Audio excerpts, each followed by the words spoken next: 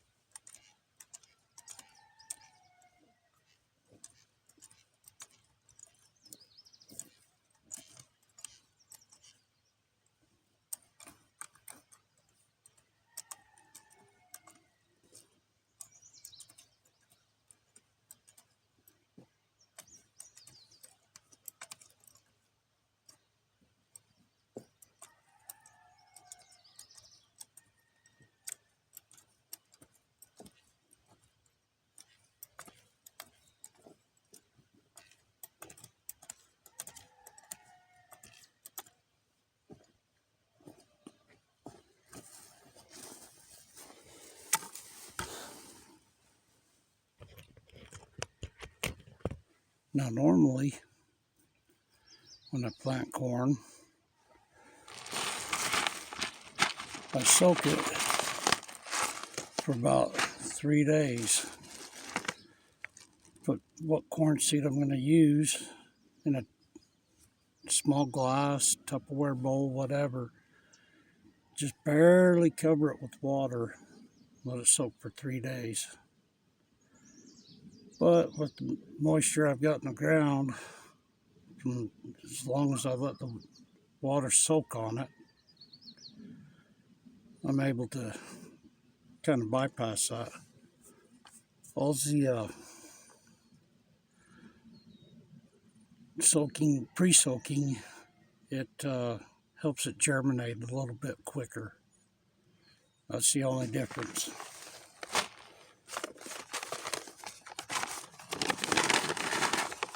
But I'm going to plant some Miracle and Golden Bantam.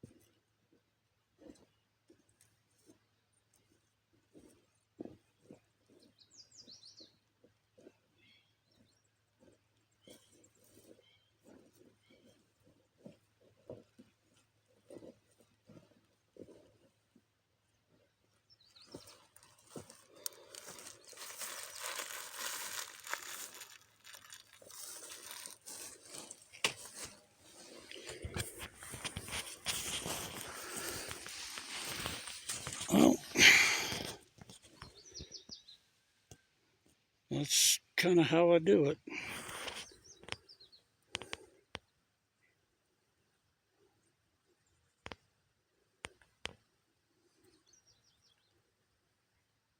See, my first three rows planted over there.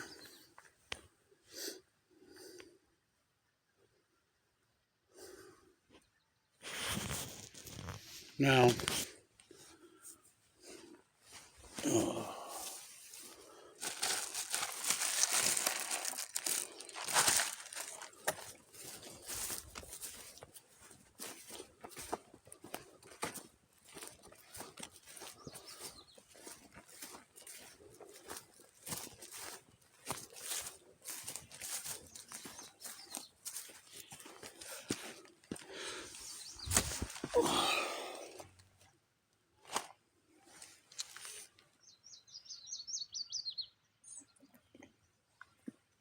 coffee.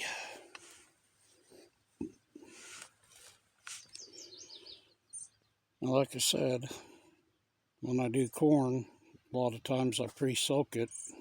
Sometimes I do, sometimes I don't. Just depends on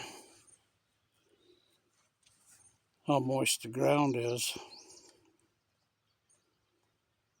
And do the same with pumpkins, squash,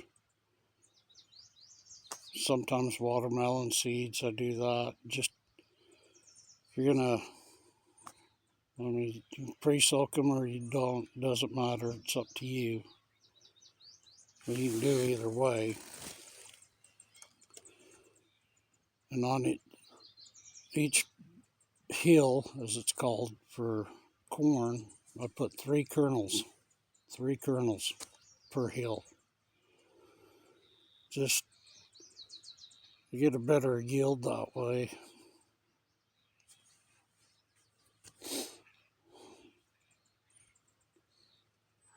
But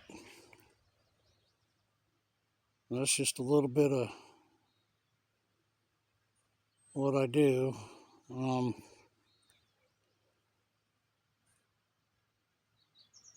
People like to put certain plants next to certain plants.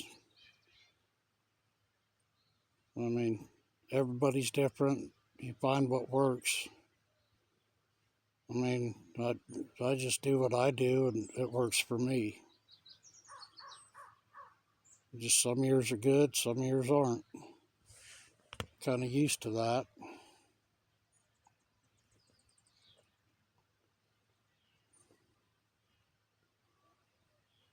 But like with my tomatoes, I put bell peppers, or all my pepper plants. I put classic yellow marigolds. One helps keep the pests off of those, the tomato bugs and stuff like that. And it also makes it look pretty. Out here in the main part of the garden, where I plant squash and pumpkins, it actually helps keep squash bugs away to a point. Now, if you plant squash and pumpkins by plant, you can put the marigolds right at the same time. But if you plant the pumpkins and squash by seed, you've got to wait for the seed to germinate and start popping up before you can plant the marigolds next to it. Just something I've learned. It helps deter. It's not going to get rid of squash bugs, but it helps deter them. Of course, moving squash and zucchini and pumpkins around kind of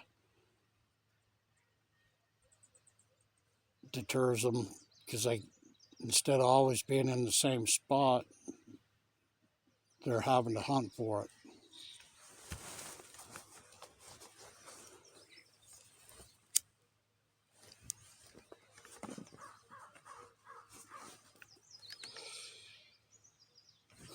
And out here, the mule deer don't like the classic yellow marigolds. So I put them also in with my melons, cucumbers, and like I said, makes the garden look a little pretty. So, but that's kind of what I do. I mean, keeping a big garden like this is a lot of work. And every year I keep saying I'm not going to do a big garden. Kind of like my dad, he said the same thing for 10 years, the last 10 years. Well, I'm not going to do a big garden. And we do a big garden. Except for this year, well, last 2 years I should say, we haven't done that big of a garden. I've done kind of a big one, but doesn't encompass everything we used to do.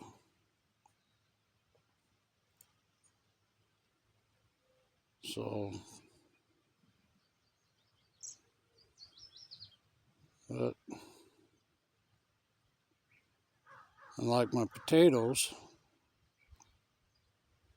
I usually put those in when the ground's moist, not wet, moist, and then not put any water on them other than Mother Nature until they blossom. But on these super dry years, I got to keep them watered. Basically, the drier the ground, the less moisture after you put them in and letting them start to get up to blossom. They think they're dying off, so they reproduce. And that's how you actually get more potatoes.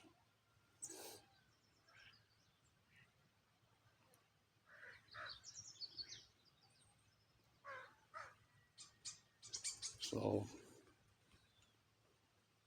just out here in the orchard.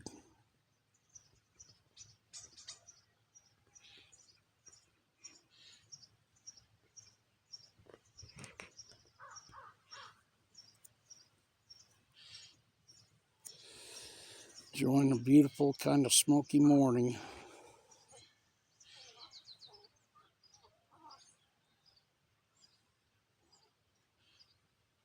And all these fires out here.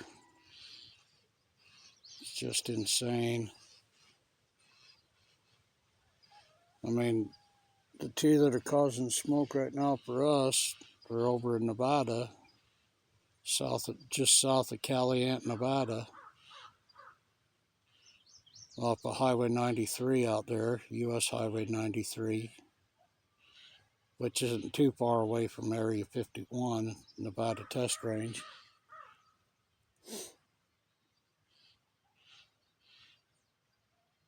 But both of those fires are,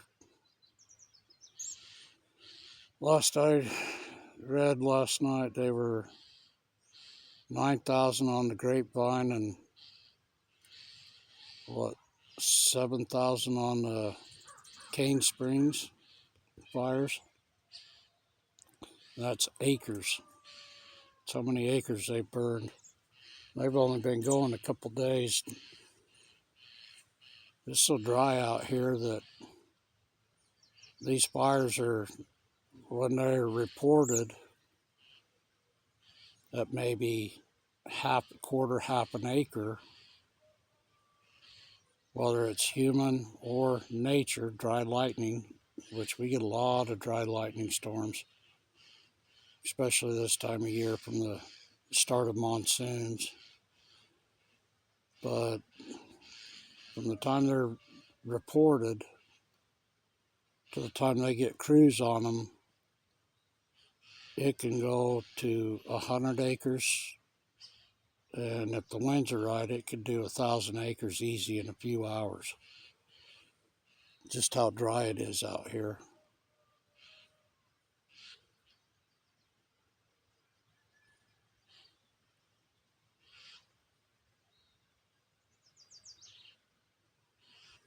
But it's a beautiful Sunday morning. Slight breeze.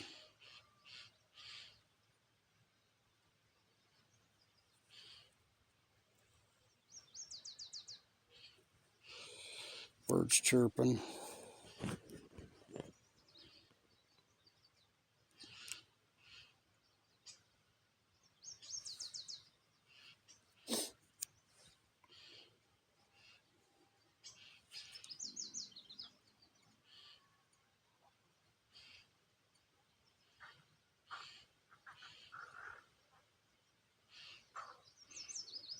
Just a beautiful, beautiful morning.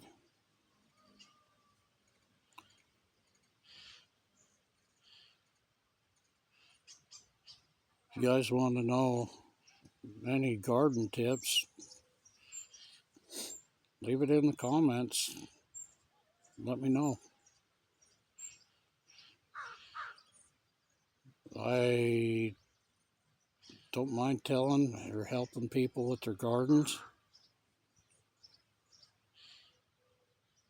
It's just, and that's the other thing. When I do these big gardens, I've had people tell me, oh, you ought to go sell at the farmer's market. Or set up a stand and sell. Just the way I was raised is if you got plenty, you give it away to people so they don't have to go to the store. So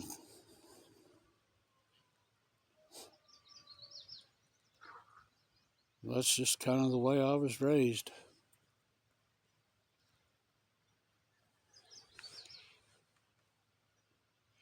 And one thing I do for all the way I keep the ground fertilized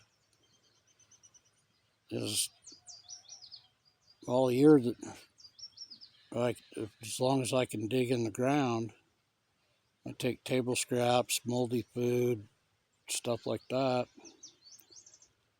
and eggshells, lemons from my juice and lemons, coffee grounds,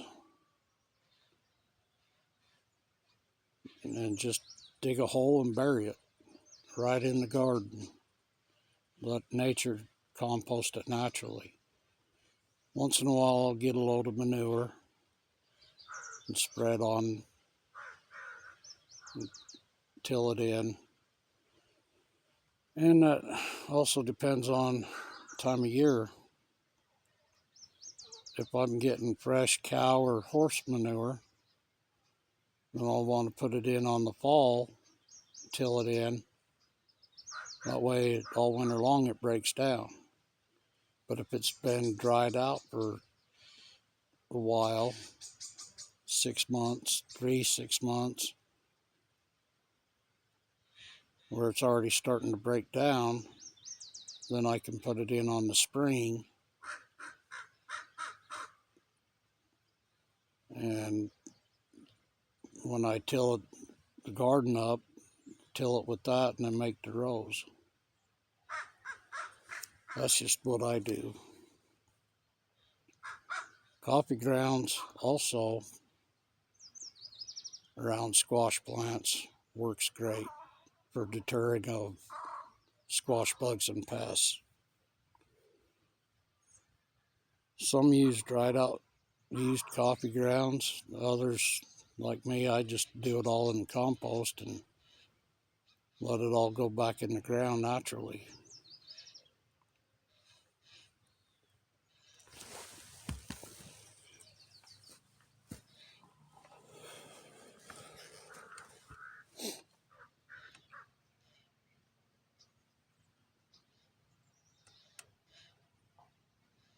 So,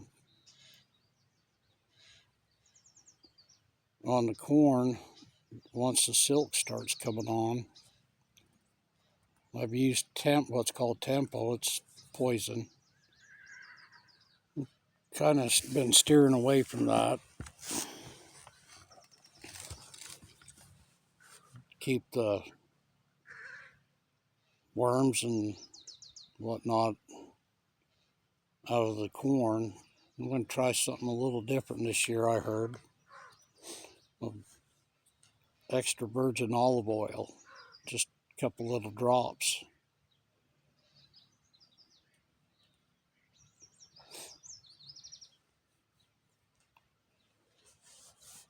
So I'm going to try that this year.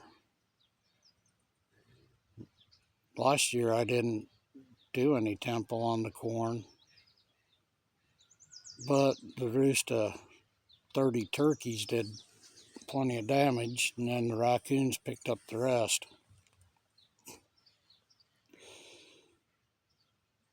I mean, I could fence it off to keep the raccoons out, but I'd have to put a fence over the top to keep the turkeys out because they could fly in.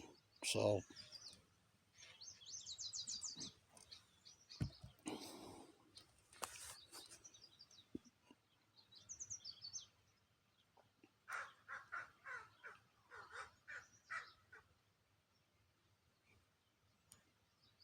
the crows are talking.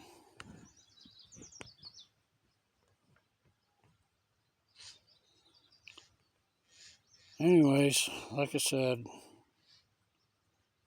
if you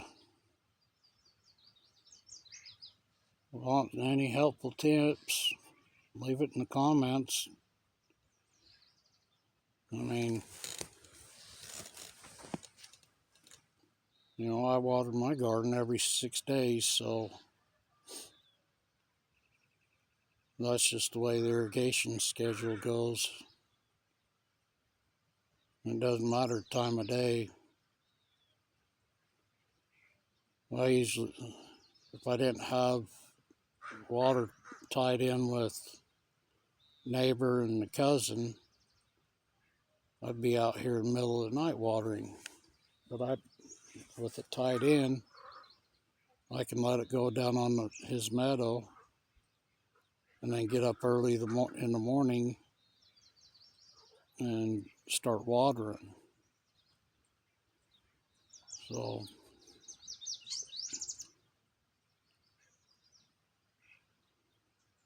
but with any seed, doesn't matter what seed you put in the ground, the ground's moist, which is fine, just moist, not wet, muddy wet or anything like that, but just moist.